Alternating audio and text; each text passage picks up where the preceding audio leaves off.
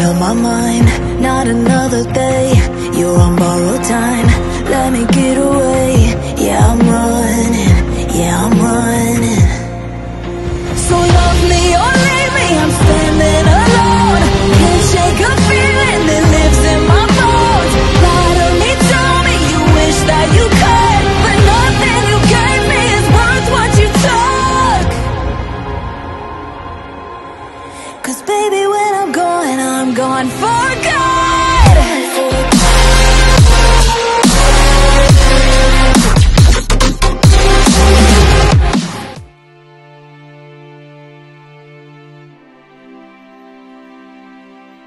Melanjutkan dari kisah sebelumnya. Sebelumnya setelah berhasil menyembuhkan racun di tubuhnya, Xuan Huang juga langsung mengajak Xiaoyan untuk menyerbu ke markas Rasponix api. Pada saat ini suara menggelegar penuh wibawa dari Xuan Huang bergema. Namun Xiaoyan tidak menunjukkan rasa sungkan. Bagaimanapun juga, ini bukan pertama kalinya bagi mereka pergi ke medan perang.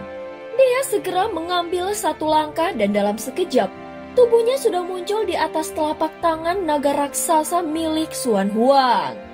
Bauer juga segera melompat dan berdiri di punggungnya. Bauer, dengarkan baik-baik. Ini adalah pertempuran hidup dan mati. Kau tidak boleh bertindak gegabah, ucap Xuan Huang dengan suara tegas. Setelah mendengar itu, Bauer tampak kecewa dan akhirnya melompat turun dari tubuh Xuan Huang. Dia menatap ke arah mereka dengan mata besar yang bulat. Tampak seperti anak kecil yang belum mengerti apapun. Adapun Xiaoyan, dia hanya bisa tersenyum kecil melihatnya. Mungkin dia masih belum sepenuhnya memahami mengapa senior Lan Feng rela mengorbankan diri hanya demi dirinya. Meskipun menyedihkan, Xiaoyan tetap berharap suatu hari nanti Lan Feng bisa hidup kembali. Lagi pula, fakta bahwa sifat kemanusiaannya tidak sepenuhnya terhapus oleh kekuatan ilahi saja sudah merupakan hal yang langka.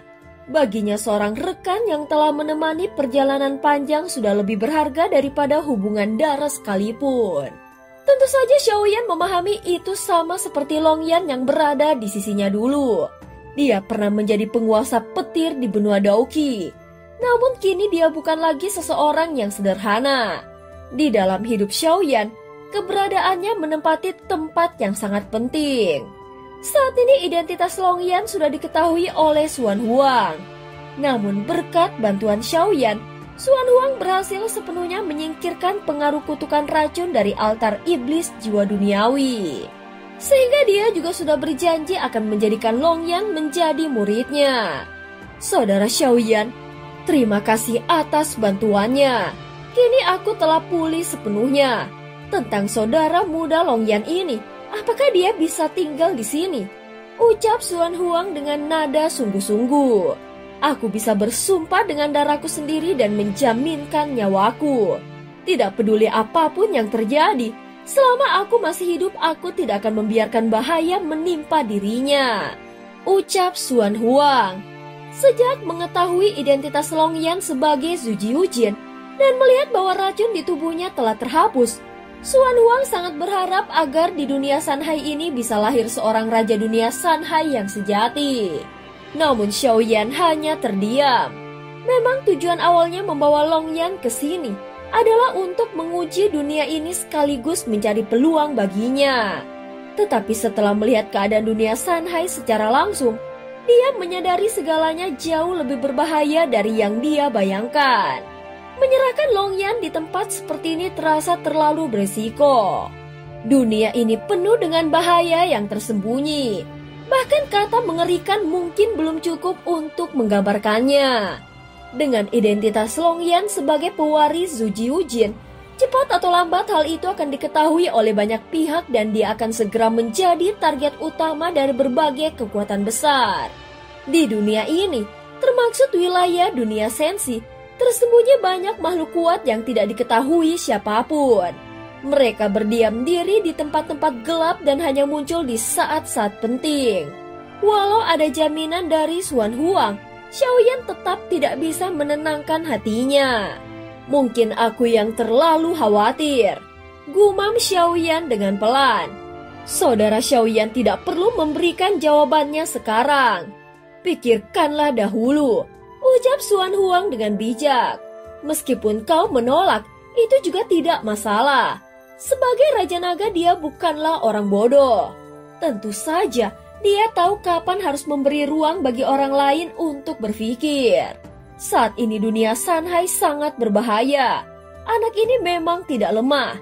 Tetapi jika dia bisa menjadi raja baru dunia Sanhai, itu akan menjadi kehormatan besar baginya. Hanya saja jalan itu akan sangat berat.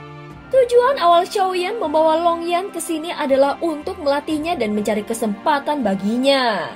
Namun setelah berbagai peristiwa yang terjadi, hatinya mulai bimbang. Dia lebih seperti seorang ayah yang menginginkan anaknya selamat, daripada seorang guru yang memaksa muridnya mengejar takdir. Tampaknya Xuan Huang mengerti perasaan itu dan tidak mendesak lagi. Saudara Xiaoyan, perjalananmu pasti melelahkan. Istirahatlah dahulu. Masih ada jarak sebelum kita bisa mencapai Rasponix. Xiaoyan mengangguk bersiap untuk beristirahat dan memulihkan kekuatannya. Namun tiba-tiba, Longyan membuka mulutnya dan berkata, "Ayah, aku merasa seolah dunia ini sedang memanggilku." Begitu mendengar kata-katanya, Xiaoyan langsung menoleh untuk menatap Longyan dalam-dalam. "Longyan, jika kau ingin terus berlatih, ayah tidak akan melarangmu. Tetapi jika kau memilih untuk menjadi raja dunia Sanhai, ketahuilah jalan itu penuh bahaya dan hampir mustahil untuk bisa bertahan hidup," ucap Xiaoyan. Namun pada saat ini dari mata Longyan, Xiaoyan melihat sesuatu yang berbeda. Ada keteguhan dan keyakinan yang luar biasa. Sebenarnya dia sudah lama menyadari perubahan itu. Meski Longyan masih polos, kini dia telah memiliki pemikiran dan tekadnya sendiri. Longyan menggenggam tangannya erat-erat. Sejak memiliki darah keturunan Zujiujin, dia memang ingin mencobanya sendiri. Dia sebenarnya sudah mendengar sebuah percakapan antara Xiaoyan dan Xuan Huang tadi. Dulu mungkin dia tidak akan banyak berbicara dan hanya menuruti perintah Xiaoyan sepenuhnya. Namun hal inilah yang selalu dikhawatirkan oleh Xiaoyan. Dan dia merasa Longyan masih terlalu polos. Dia tumbuh di bawah perlindungan Xiaoyan yang terlalu kuat, sehingga tidak banyak menghadapi dunia luar. Namun sejak keluar dari tim Fearless dan berpisah dari Xiaoyan untuk sementara waktu, dia mulai mengalami pertumbuhan baik kekuatan maupun kedewasaan. Xuan Huang tidak berkata apapun kali ini. Dia memilih membiarkan ayah dan anak itu berbicara berdua. Xiaoyan menyadari hal itu, namun hatinya terasa hangat sekaligus berat. "Longyan, kau memang sudah dewasa, tetapi kali ini kau harus mendengarkan nasihat ayah. Belum saatnya bagimu untuk terlibat dalam pertempuran ini," Xiaoyan berkata dengan nada yang serius. Longyan tidak membantah. Dia hanya mengangguk kuat menunjukkan bahwa dia mengerti.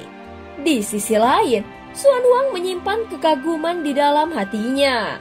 Dia sudah menebak hubungan mereka tidak sederhana. Namun dia tidak menyangka bahwa ikatan itu sedalam hubungan ayah dan anak yang sejati. Di sepanjang perjalanan, Xuan Huang memilih untuk diam. Dia memahami makna dari kata-kata terakhir Xiaoyan, bahwa belum ada keputusan berarti masih ada peluang. Jadi sekarang adalah kesempatan baginya untuk menunjukkan kekuatannya dan membuktikan diri di mata Xiaoyan. Dalam pertempuran sebelumnya melawan Rasponix, dia sadar penampilannya belum cukup untuk membuat Xiaoyan benar-benar percaya. Sehingga kali ini dia harus menunjukkan wibawa dan kekuatannya sepenuhnya saat melawan Rasponix agar Xiaoyan tahu siapa dirinya sebenarnya. Xuan Huang sudah bertekad dan bagaimanapun caranya dia akan berusaha membuat Longyan tetap tinggal. Darah Zujiujin adalah sesuatu yang langka dan tidak bisa dicari, hanya bisa ditemukan. Kini tempat itu sudah ada di depan mata. Jadi dibiarkan pergi mungkin tidak akan ada lagi peluang kedua. Antara sesama makhluk kuat terkadang kata-kata tidak diperlukan. Cukup dengan satu pandangan atau isyarat halus sehingga niat di hati sudah bisa saling dimengerti. Xiaoyan dan Longyan duduk bersila di atas telapak tangan naga raksasa Xuan Huang. Awan hitam pekat juga menggantung rendah di langit. Mereka telah meninggalkan benua Longyuan dan kini terbang menuju benua Fengqi, wilayah kekuasaan Rasponix Api. Perjalanan itu memakan waktu lebih dari sebulan.